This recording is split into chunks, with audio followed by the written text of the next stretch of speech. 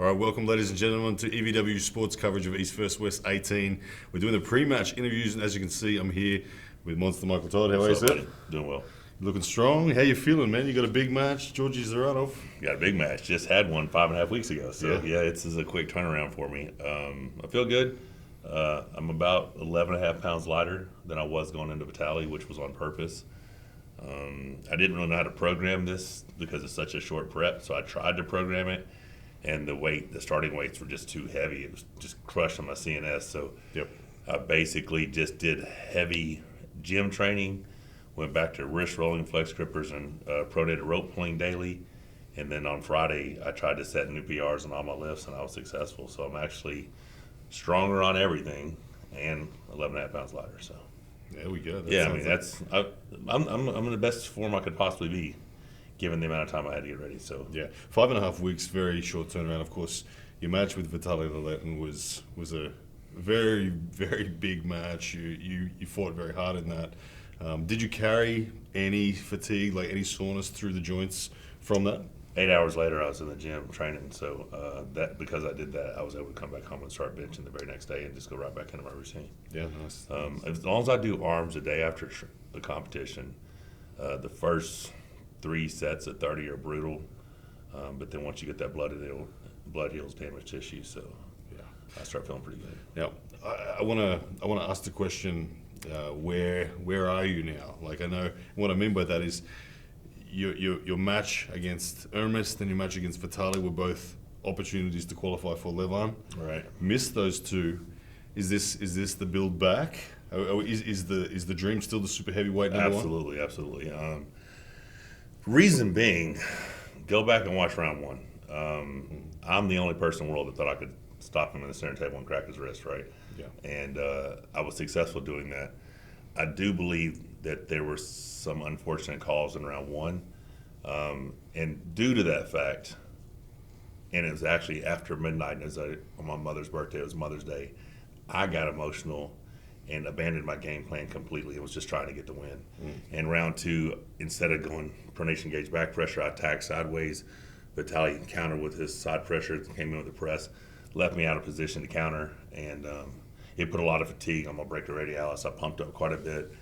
And so he got that pin. And round 3, even though I went for the flop press, off the go, caught the false start, I thought I could get, if I couldn't get, I could get back out. And he grazed the pad and it was over. It was an unfortunate set of circumstances, but he arm wrestled amazingly. Like, people were asked, well, which one's more impressive, the fact that I stopped him in the center table and cracked his wrist, or the fact that he was able to get that flop press in and commit to it?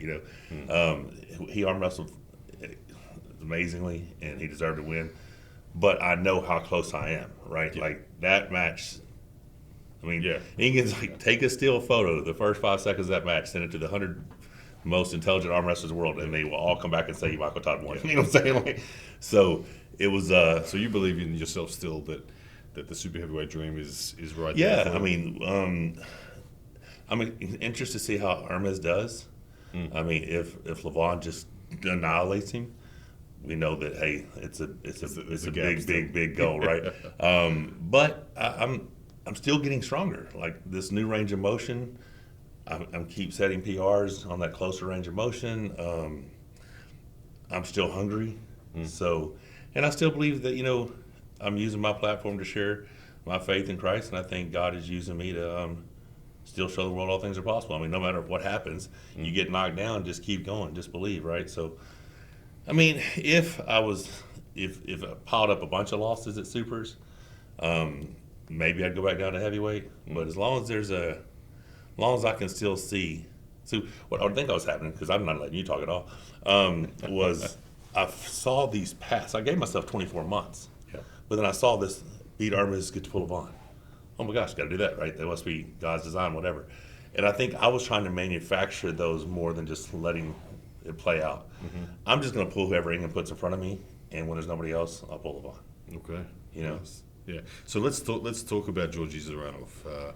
He's an incredibly imposing figure physically. Like, he looks like he's made out of stone. Yeah, he really big does. Dude. And we're basically the same size. Yep. It's just he still looks bigger. Yeah. Like, his his joints look bigger, his hands look bigger. He just looks bigger, you know. But yeah, very imposing individual. Yeah. Now, I think most people have you as the favorite in this matchup because they can't see how Zharanov finds a way to pin you. Are you expecting? What are you expecting from Georgie in this? I mean, he can hook, he can top roll, he can. The fact that he can hook is spectacular. But can he hook me? Like, Yeah, have you? I don't. You've get- never yeah. been forced into a hook against your will, have Not you? in a long, like 15 years, right? So if he was able to do it, something would have to fail in my arm, I believe, right? Like, Okay. because I don't think I'm hookable. I do think that's You know an what I'm saying? incredibly cool stat out of all our Yeah. wrestling stats out there. The fact that no one's forced you in a hook in 15 years. Yeah, I is- mean, if I go into a hook, it's because I went to a hook, right? Yeah. And I can't supinate past here, so clearly I'm not going to force a hook with anybody. yeah.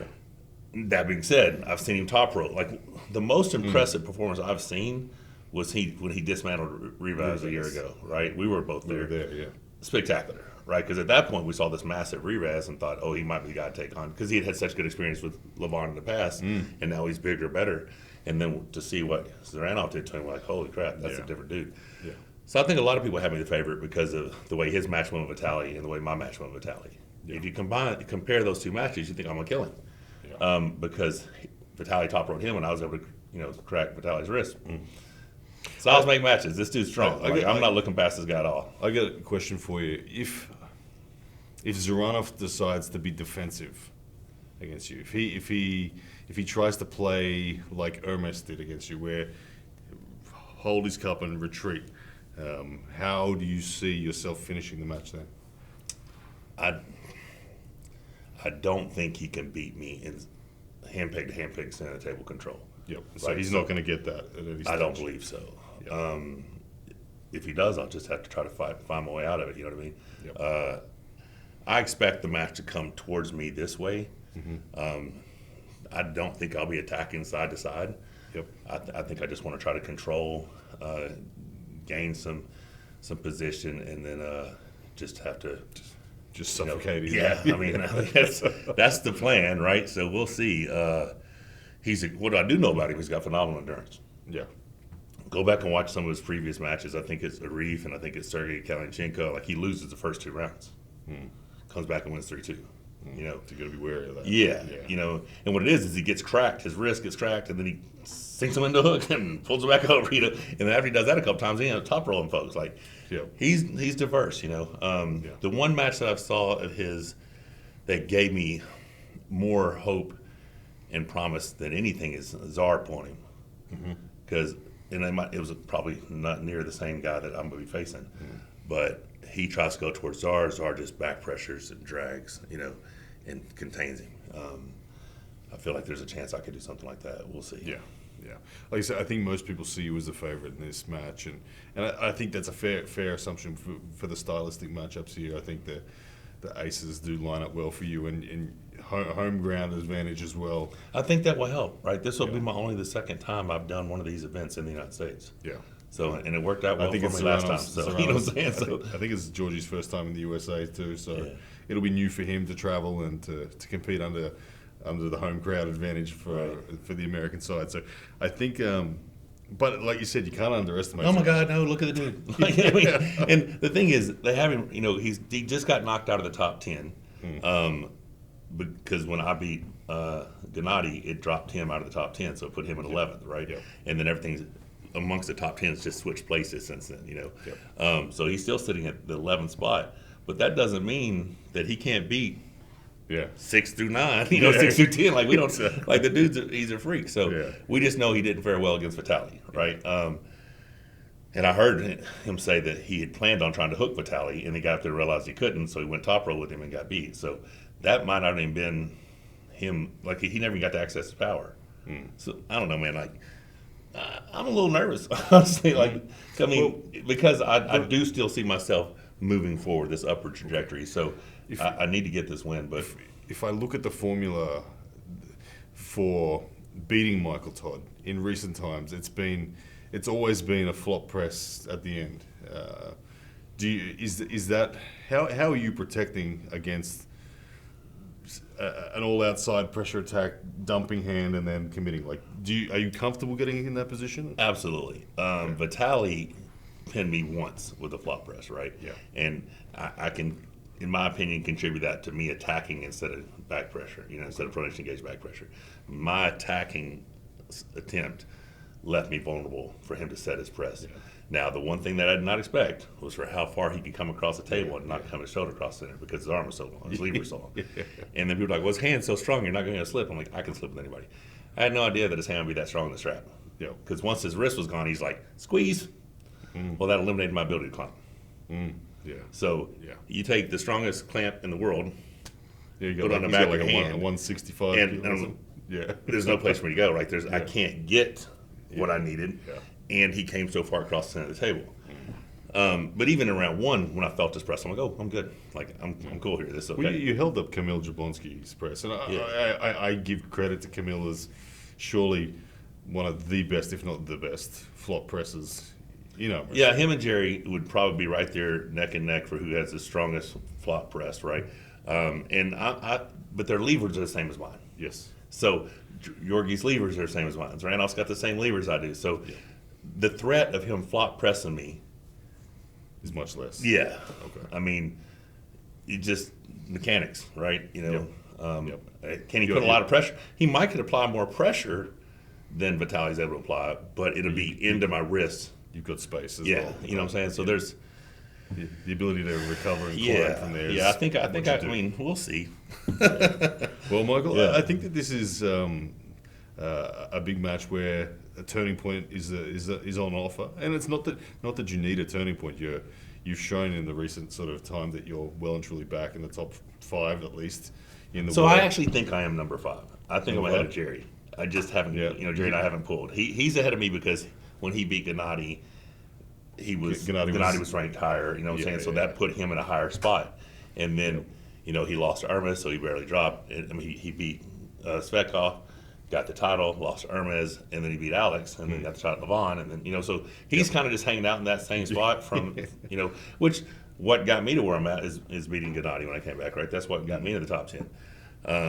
But yeah, I think stylistically, me and Jerry are going to be a war.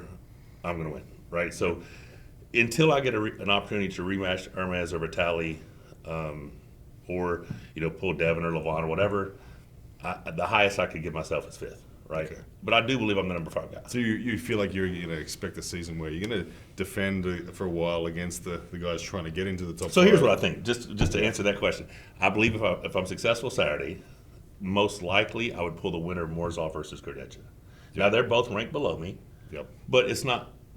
We don't know if they're below me or not, right? We don't know. We don't know if Randolph's below me. Both good matches. Great matches, right? So if I'm successful against Randolph, most likely the winner versus Morozov versus Kardeccia.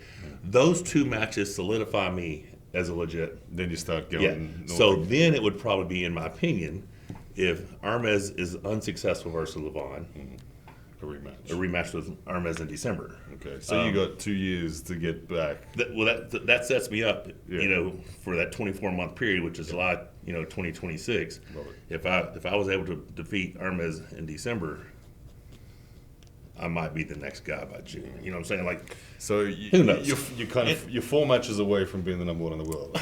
I mean, if all goes those have to be amazing performances, right? Like none of this stuff is just a walk in the park. Like, of course, it's all contingent upon my belief that I can continue to improve. Yeah. Right? I believe that I still have room to improve. I've been doing this for 35 years, but in my opinion, I have a new arm, like an arm that knows how to arm wrestle, but new range of motion, no more nerve damage, things that I continue to improve upon. And because of that, I'm extremely optimistic about my future, right? Yes. But yeah, I mean, who knows? I mean, and the thing is, I gave myself 24 months. 24 months was to be massive, super heavyweight, no caloric restrictions, all that stuff. What I did come to realize, like right now, this morning I was 286 strips, so 130, right? Dressed right now, 294, 295, something like that. If I can be fit at a similar weight, like I don't need to gain 20 pounds. If I lose 10 pounds of body fat and somehow replace that with 10 pounds of muscle the next year, then I'm still a super heavyweight, but I'm healthy. The sleep apnea goes away. Yeah, all sorts of stuff. You see what I'm saying? Like, I get you. The 24 months was health related. Yeah. Like, if I'm a 330, 340 pound super heavyweight, can't breathe, can't do shit, then that 24 months is the limit. Yep. if I was able to earn a shot after Staying a bit Zranov, Yeah. Morzov, Gardetcha, Hermes, hey, if it takes a little bit longer than that, 24 months, but I'm still healthy and fit, we're rolling. But Fantastic. yeah, so Well, that's Michael, it. I wish you all the best for. Appreciate you, buddy. Yeah, man. I think you're going to do a good job on Saturday night. And ladies and gentlemen, you can of course see this match go down at East vs West number 18. It happens June 21st, and get your pay-per-view at evwsports.com. Yeah, like